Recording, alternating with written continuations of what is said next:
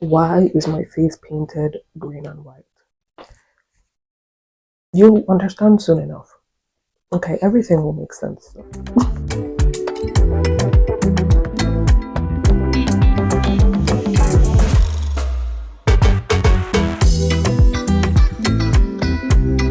Hi everybody, welcome back to my channel and welcome to Books of Moyin. In today's episode, we're going to be talking about books that are based on Yoruba mythology and Yoruba culture that were written by authors that actually care to research.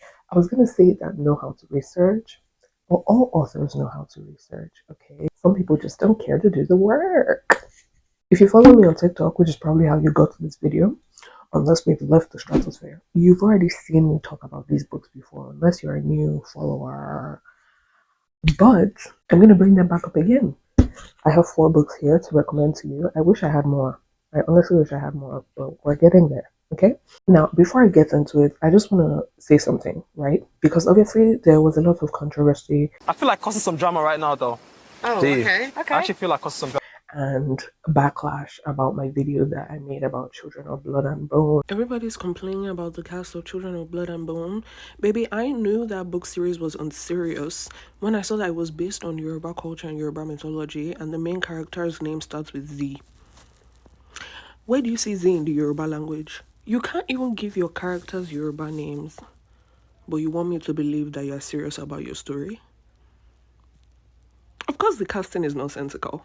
The book itself is nonsensical. A lot of people were saying that, Black people are our own worst enemy by criticizing something that is, being put forth by the Black dollar and employing a lot of Black people, and it's a Black film. I am of the opinion that we are our own worst enemy when we accept rubbish for ourselves.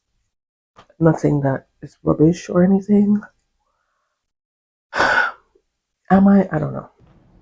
This. Be nice. I'm finding it. It take you that long to find it? It does. It's because I've read books like these that I know that it's not that hard. It can be done. It's because I've read books like these that I know a cash grab when I see it. I know, I can smell when somebody is just trying to make a quick buck and they don't actually care. They don't care. They don't care about culture. They don't care about the story they're telling. They don't care about any of it. But anyway, I've rambled enough. Let's just get right into it. I'm starting this off with a duology, okay? This is Ray Bear, book 1, and this is Redemptor, book 2. Quick synopsis. Tarisai has always longed for the warmth of a family. She was raised in isolation by a mysterious, often absent mother known only as the Lady. When Tarisai comes of age, the Lady sends her to the capital of the global empire of Aritsar to compete with other children to be chosen as one of the Crown Prince's Council of 11. If she's picked, she'll be joined with other council members through the Ray, a bond deeper than blood. That closeness is irresistible to Tarisai, but the Lady has other ideas, including a magical wish that Tarisai is compelled to obey. Kill the Crown Prince once she gains his trust. Tarisai won't stand by and become someone's pawn, but is she strong enough to choose a different path for herself? With extraordinary world building and breathtaking prose, Ray Bear is a story of loyalty, fate, and the lengths we're willing to go for the ones we love. And then Redemptor. Oop, that's a spoiler of this one. Alright, anyway, basically, in the world of Ray Bear, there are other continents, but we are focused on this single continent. And there are 9 kingdoms/tribes. And these 9 kingdoms/tribes are inspired by some of the greatest kingdoms of indigenous peoples of Earth. And you can tell. You can tell from the names, from the culture. Now, the kingdom that Tarisai is trying to become a part of by trying to become one of the council is inspired by the Yoruba people. They have Yoruba names, they eat Yoruba food, they wear Yoruba clothes. This book is so well written that I think that if it was made into a movie or a TV series, it would be better than Game of Thrones. I say that with my whole full chest. I don't care. I don't give a damn. Yeah, this book is also about a girl whose mother is her own worst enemy. It's about a girl who doesn't know anything about herself, who grows up in isolation, and what that does to the brain of a child. It's about relationships, and it's also about secrets. Everybody in these books has a secret. As we were going with her, she's constantly uncovering secrets. This book is also very heavily spiritual. Like there's a lot of like spiritual entities and deities that come into the story that she encounters, and the way that Jordan writes these spirit creatures is so like I feel like I can reach and touch them, even though I'm reading it in my mind. And you know what's so crazy to me? Jordan Ifweko is not Yoruba. Okay? She is, I believe, an Igbo Nigerian who was born and raised in the United States. I don't think she's ever lived in Nigeria. I follow her on TikTok. I'm pretty sure she was born and raised here. And I know that it took an immense amount of research for her to write these books. Like, it's this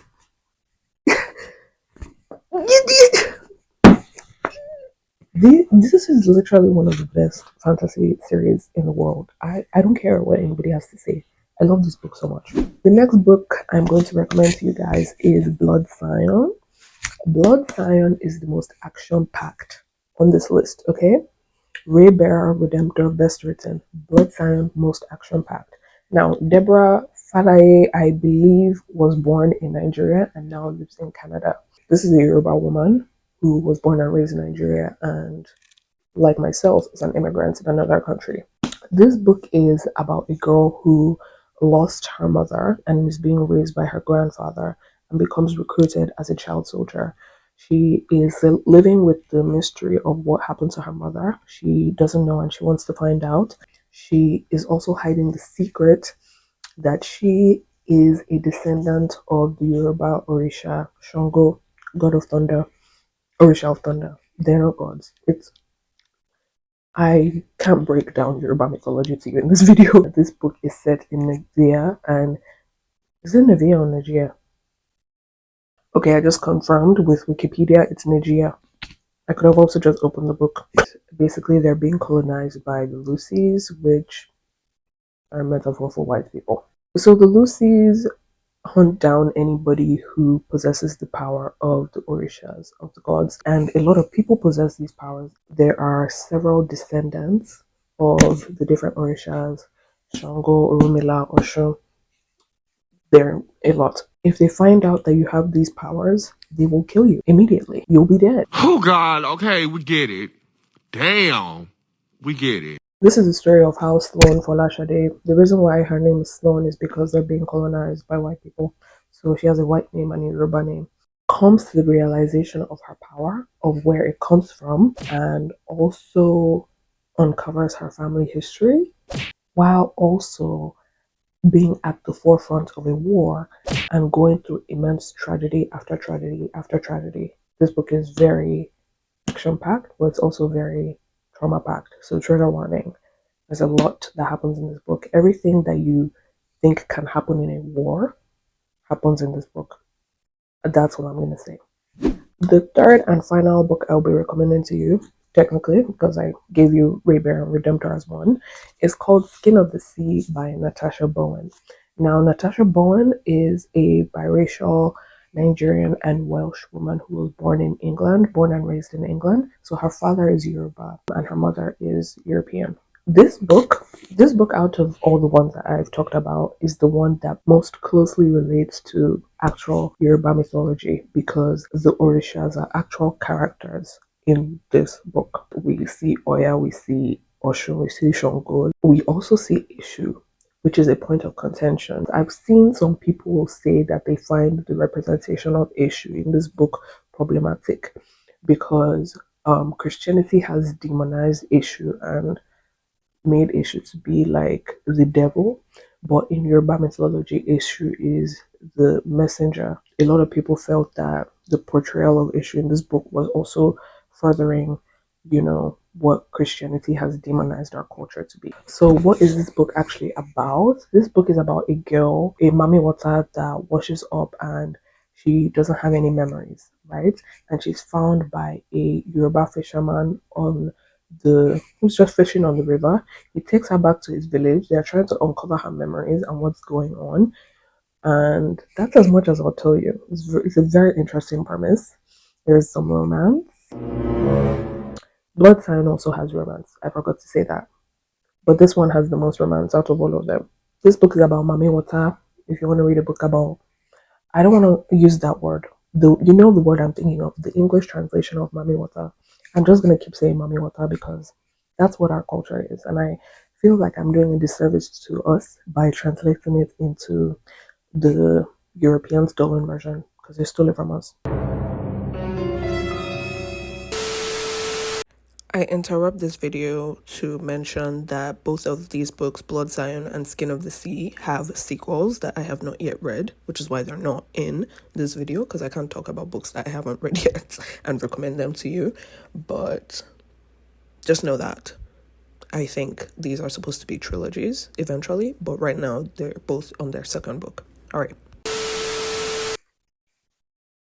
For everybody who was asking me, I want to read some books with Yoruba mythology, inspired, that is actually accurate and made by people who have a soul. Oh, clock that. And aren't just out for a cash grab. Here you go. It's been done. It can be done. Okay? The reason why we have good things in this world, especially as black people, is because we asked for more. Okay? The reason why Black Panther was even made is because black people were complaining that all the black movies are slave movies. If we weren't complaining, we would have never gotten that. And we can still grow up from Black Panther. I love that movie so much, but we can even go up from there. The sky is the limit, guys. You have to believe that you deserve it all. What did Kendrick say? I deserve it all. I deserve it all. Stop accepting anything. Speak up for yourself. Thank you. And honestly, these won't get made into movies and TV shows.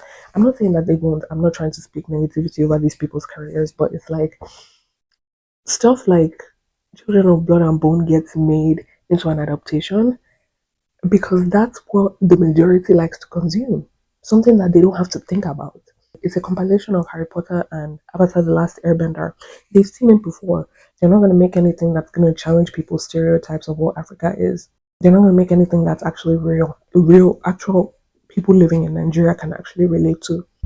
There were scenes in this book that literally felt like Nollywood movie scenes, like old Nollywood movies when they used to go and visit Babalawo. I could relate to a lot of stuff I was reading in these books.